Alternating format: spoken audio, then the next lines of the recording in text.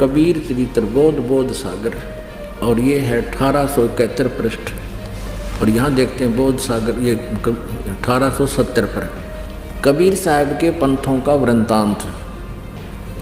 नारायण दास जी का पंथ, ये इन्होंने गलत लिखा है, नारायण दास नहीं है, ये चूड़ामणि जी का पंथ है। आगे दिखाएंगे दूसरे स्थान पर वो सही लिखा है। दूसरा याज्ञोदास जी का पंथ, ये याज्ञोदास जी का पंथ। और तीसरा है सूरत गोपाल, चौथा है मूल निरंजन का पंथ, पांचवा टकसारी पंथ, छठा भगवान दास जी का पंथ, सातवां सतनामी पंथ, और आठवां कमालीय पंथ, कमाली का पंथ, और नौवां राम कबीर पंथ, 10वां प्रेम धाम की वाणी पंथ, और 11वां जीवा पंथ, और 12वां गरीबदास पंथ। अब इन्हीं 12 पंथों का फिर यहाँ कबीर वाणी में, ये कबीर चरित्र बोध में आपने देखा, बोध सागर में, और ये भी बोध सागर है, और ये कबीर वाणी है 136 पृष्ठ पर। यहाँ लिखा है 12 पंथ चलो सो भेद, 12 पंथ काल फुरमाना, भूले जीव न जाओ ठिकाना, ताते आगम कही हम राखा, वंश हमारा चूड़ामणि शाखा। प्रथम जग में जागू भरमावे, ये दूसरा होना चाहिए था, प्रथम तो ये चूड़ामणि है। यहाँ इन्होंने गलत अपनी तरफ से मिलावट कर दी कबीर पंथियों ने। ये लिखा है, ये बोध सागर 1870 पृष्ठ पर, ये कबीर चरित्र बोध में। यहाँ पर इन्होंने गलत लिखा, यहाँ लिखना था प्रथम चूड़ामणि जी का पंथ, दूसरा याज्ञोदास जी का पंथ, और सूरत गोपाल मूल निरंजन चौथा। अब यहाँ उसी का प्रमाण है। अब हमारे हैं 136 कबीर वाणी पे, 136 पर 12 पंथ काल फुरमाना, भूले जीव न जाए ठिकाना, ताते आगम कह हम राखा, वंश हमारा चूड़ामणि शाखा। ये चूड़ामणि प्रथम होना चाहिए, ये गलत लिख रखे इन्होंने। और दूसरा होना चाहिए थे, दूसरा जग में जागू भरमावे, ये यहाँ पर लिखा है इसको, ये देखिएगा, याज्ञो पंथ, जागू कहो तो याज्ञोदास पंथ, और सूरत गोपाल।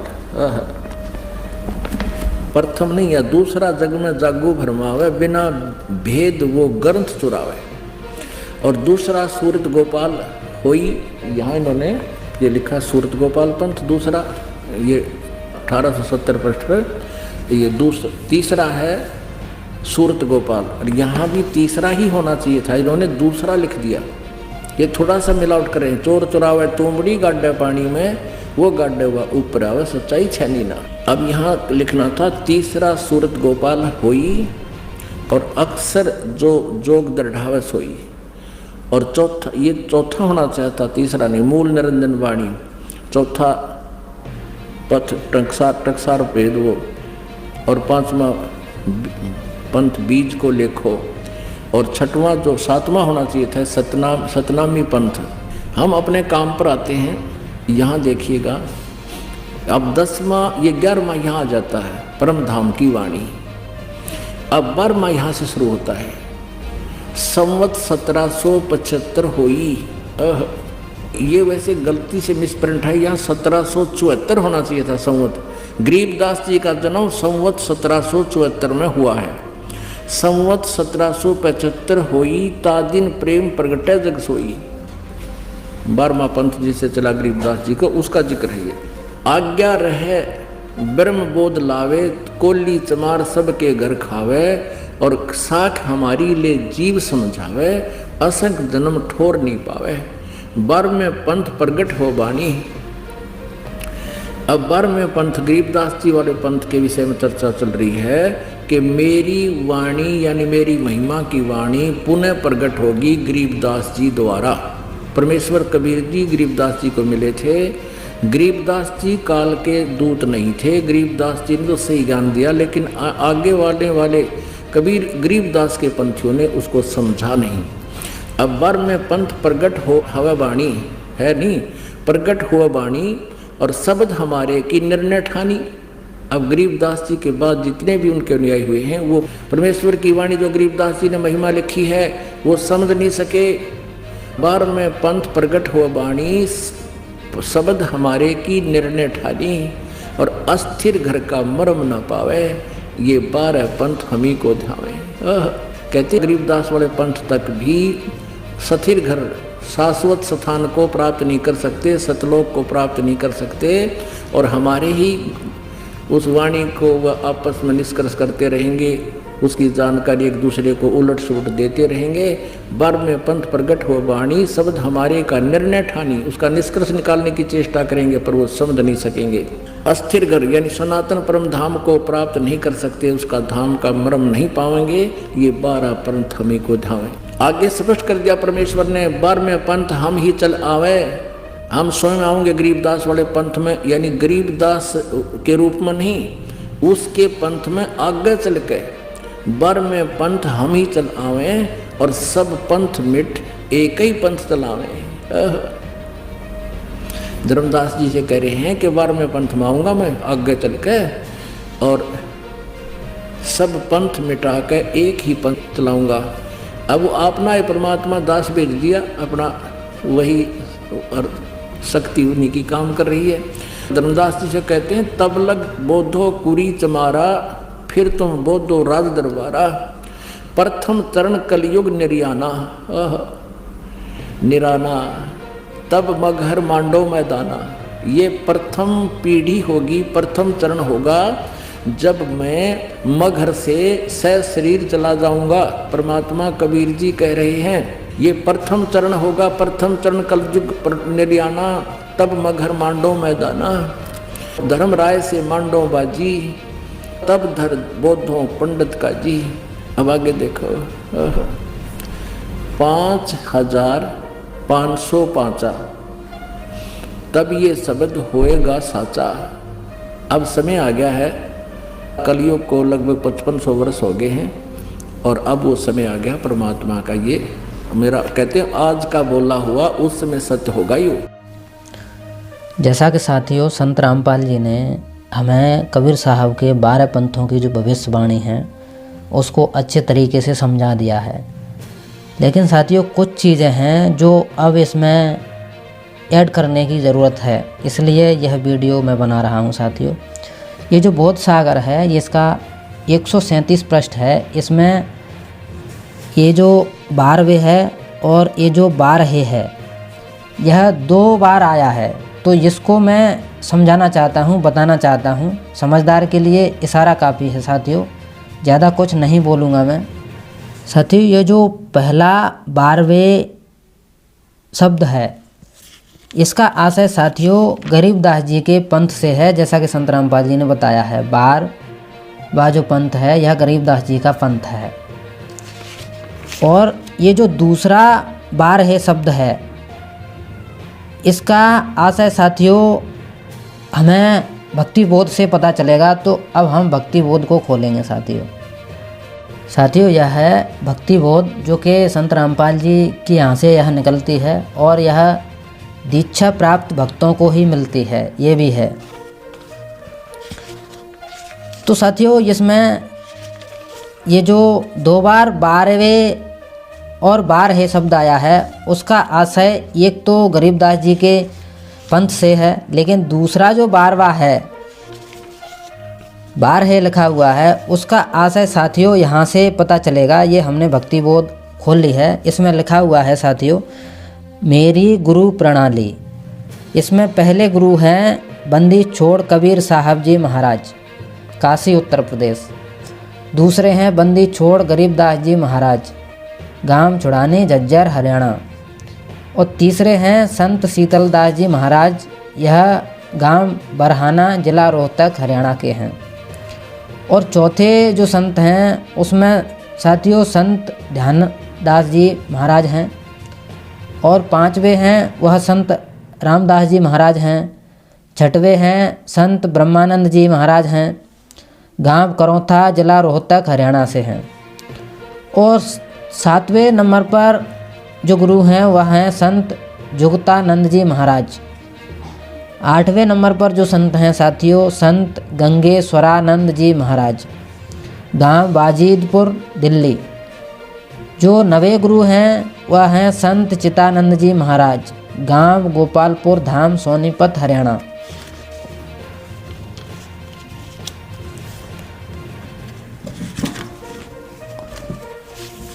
और साथियों जो 10वें गुरु हैं वह संत रामपाल जी के गुरुदेव हैं, जिनका नाम है संत रामदेवानंद जी महाराज। यह तलवंडी भाई फिरोजपुर पंजाब के रहने वाले थे। और ये जो 11वें गुरु हैं वह संत रामपाल जी महाराज हैं, जो धनाना गांव के रहने वाले हैं, हरियाणा के। तो ये जो दूसरा 12 शब्द है वह संत रामपाल जी के बाद में जो ज्ञान प्राप्त संत होगा, भगत होगा, उसके लिए है। तो साथियों जैसा कि आपने देखा कि संत रामपाल जी जो गुरु हैं वह गरीबदास जी के पंथ में 11वें गुरु हैं। और बोध सागर में लिखा हुआ है कि 12 पंथ हम ही चले आवे, यह दूसरा 12 शब्द है। तो संत रामपाल जी के बाद में जो 12वां गुरु होगा, ज्ञान देने का अधिकारी होगा, यानी कि ज्ञान देने की सामर्थ्य जिसमें है, समदर्शी है, ऐसा व्यक्ति आएगा और सब पंथों को मेट करके एक ही पंथ चलाएगा। जब तक इन सभी गुरुओं का काम क्या है, जो पिछड़े हुए लोग हैं, कोरी चमार हैं, जो उत्पीड़न का शिकार हैं, उपेक्षित हैं, वंचित हैं, उनको मानव ही नहीं समझा जाता, ऐसे लोगों को समझाने बुझाने का काम कबीर साहब ने इन संतों के लिए दिया है। और साथियों संत रामपाल जी के बाद में जो व्यक्ति आएगा, जो समदर्शी होगा, और वह राज दरबार को बोधने का अधिकार उस पर होगा, यानी कि वह राजनीति के माध्यम से समानता लाने का प्रयास करेगा। फिर तुम बोधो राज दरबारा। और यह नहीं है हमका आशय समदर्शी है, एक नहीं है सब हैं, फिर तुम बोधो राज दरबारा। इसका आशय यह है कि फिर तुम सब मिलकर के राजनीति के माध्यम से समानता लाने का प्रयास करना, यानी कि संसद में बैठे हुए जो लोग हैं उनको ज्ञान देने का प्रयास करना। साथियों ये है जगत गुरु तत्वदर्शी संत रामपाल जी महाराज से नाम उपदेश लेने के लिए गुरु दीक्षा फार्म। तो इसमें लिखा हुआ है साथियों, यह मेरा नाम है, भक्त संजय राजे, पुत्र श्री रामचरण, आयु 22 वर्ष, पता गांव महेवा का प्रा, पोस्ट बधरेटा, तहसील केलारस, जिला मुरैना, मध्य प्रदेश। और साथियों यह मेरा नंबर है 96 17 34 30 77। और प्रथम मंत्र दीक्षा तिथि आपके सामने है 29 11 2013।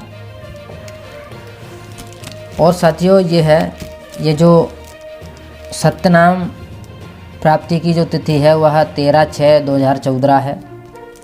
साथियों ये है सुयोग्यता एक नवयुग की शुरुआत, जो कि एक पुस्तक है और इसको मैंने स्वयं लिखा है। इसके दूसरे पृष्ठ पर चलते हैं साथियों। ये दूसरा पृष्ठ है, इस पर लिखा हुआ है, सीख सिखावन हार की, सीख लेत है हाल, सोई शिक्षित सोई शिष्य, सोई करत सवाल।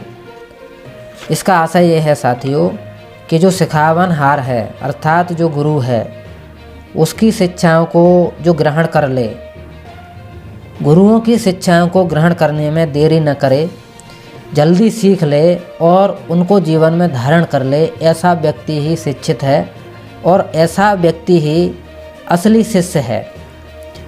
और साथियों ऐसा व्यक्ति जो असली शिष्य है, शिक्षित है, जो गुरुओं की शिक्षाओं को जल्दी ग्रहण करता है, वह केवल ये नहीं कि वह शिक्षाओं को ग्रहण ही करता है साथियों, वह सुधार की भावना से सवाल भी करता है और यह चाहता है कि कुछ त्रुटियां अगर हो गई हैं तो उनमें सुधार अवश्य हो। साथियों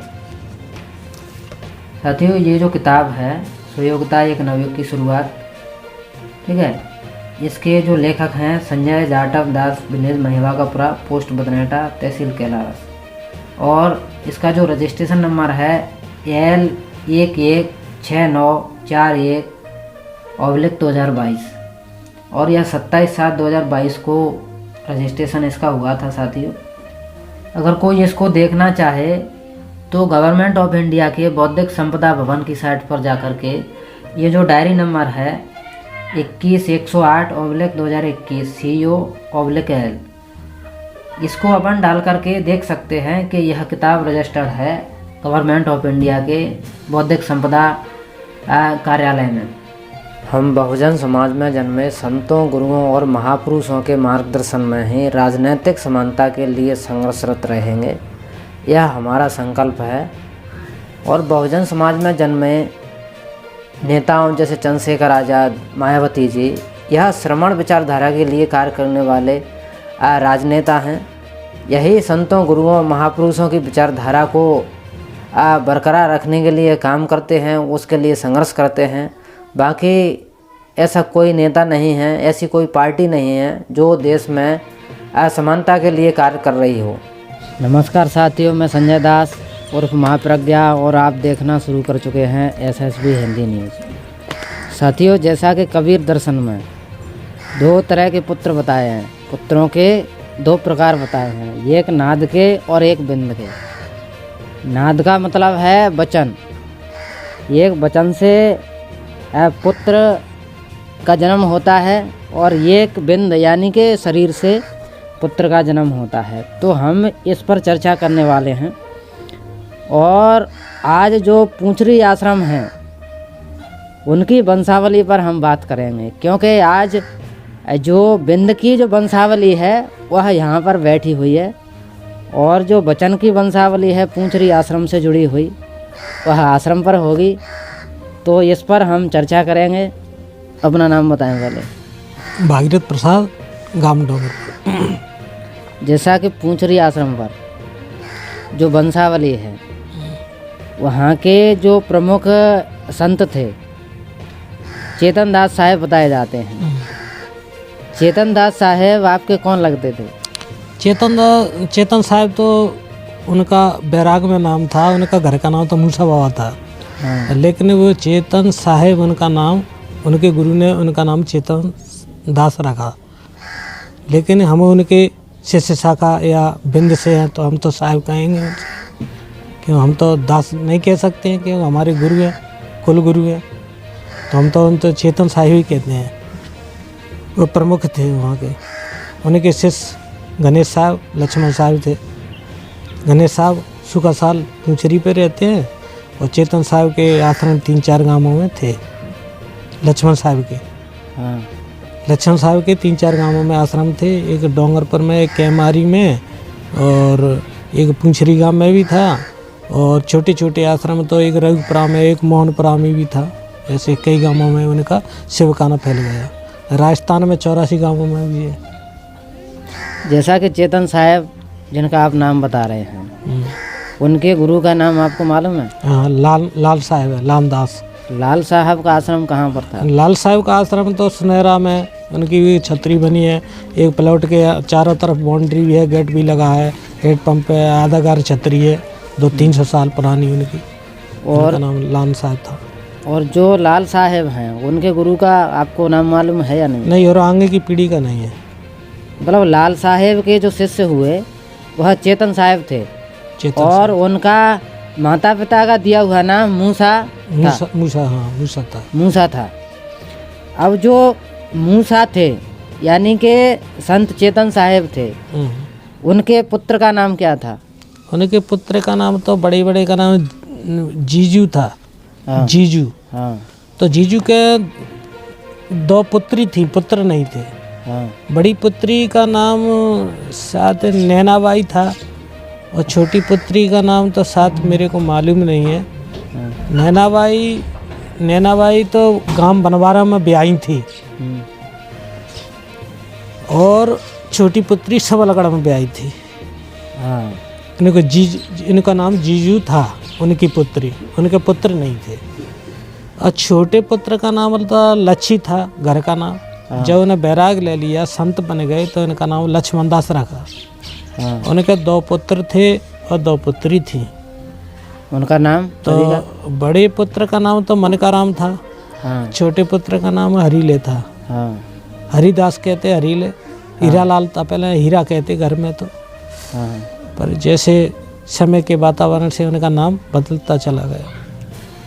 उनका 2 पुत्री थी बड़ी पुत्री गांव महवा के प्रा में ब्याही थी। हाँ का नाम भूआ का नाम है अच्छा नहीं बिजोबाई था। बिज्जूबाई नाम था। हाँ बिजोबाई था बड़ी पुत्री का नाम। हाँ और छोटी बाई का नाम कुंवर देवाई था। वो गांव बदरेटा में ब्याही। हाँ तो जो जैसा कि बताया जा रहा है लच्छी जिनका नाम है संत थे चेतन दास साहब के जो शिष्य थे। लक्ष्मण दास लक्ष्मण दास उनको संतों का नाम था। जो संतों से उनको नाम मिला वह लक्ष्मण दास साहब था। तो इनकी जो संतान है आपने बताई हैं, एक का नाम हरीले था, एक का नाम मनगा था, एक का नाम बिज्जोबाई था, एक का नाम कुंवरदे था। अब जैसे कि जो हरीले साहेब आप बता रहे हैं, सादराम आप बता रहे हैं, उनकी संतानों के नाम? उनकी संतान तो 2 पुत्री थी और 3 पुत्र थे। बड़ी पुत्री का नाम भागवती, छोटी पुत्री का हुक्माबाई और बड़े पुत्र का नाम भागीरथ। छोटे बीच वाले पुत्र का नाम लाल बहादुर शास्त्री लिखता है और छोटे वाले का नाम गुरुदाल। हाँ, गुरुदयाल। दूसरा जो आपने नाम बताया मन का, उनकी संतान का नाम? उनकी संतान का नाम एक ही इनका पुत्र था, 3 इनके पुत्री थी। बड़ी पुत्री का नाम तो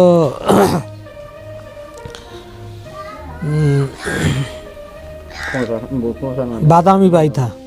बड़ी पुत्री का नाम बादामी बाई था। छोटी पुत्री का नाम कौसाबाई था और सबसे छोटी पुत्री है उसका नाम महादेवी था। और उनके पुत्र एक ही हैं, उनका नाम राम प्रसाद है। अच्छा, अब जो 2 बेटियां थीं लच्छी यानी कि जो लक्ष्मण दास साहेब हैं, उनकी तीसरी जो संतान है बेटी यानी कि उनका नाम बिज्जो था। अब उनकी जो संतान है वह महवा के पुरा में है। महवा के पुरा में उनकी जो सबसे बड़ी संतान है वो क्या नाम है? बसंती। हाँ बसंती बाई। हाँ, और फिर उनसे छोटी ये बताएंगे ये रामश्री बाई। बिन से छोटी करण सिंह वो लड़का है। फिर बिन से छोटी रामश्री, फिर बिन से छोटी कमोदा बाई, बिन से छोटी उम्मेदी बाई, बिन से छोटा फिर रामचरण। यानी कि यहाँ पर जो संतों की जो वंशावली है वह बैठी हुई है। ये श्री हरीले सादाराम जी के लड़के हैं और यह जो बिज्जो जिनका नाम बताया जा रहा है यह उनके लड़के हैं और ये मेरे पिताजी हैं। तो यहाँ पर वो पूंछरी आश्रम से जुड़ी हुई जो वंशावली है वह बैठी हुई है। यह बिंद के यानी कि शरीर की जो वंश वृक्ष है सजरा है वो है। और जो सबसे छोटी पुत्री बताई जाती है जो लच्छी राम की, लक्ष्मण दास साहेब जी की, वो कुंवरदे है। उनकी संतानों का नाम आप बताएं। उनकी संतान 7 3 दो इनके पुत्री है और एक इनके बच्चा है। क्या नाम है उनके?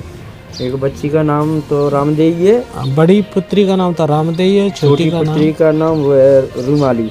हाँ रूमाबाई है, रूमाली। और उनके पुत्र का नाम केदार सिंह। केवल एक ही पुत्र है? एक ही पुत्र। तो ये क्या है कि ये वंशावली थी।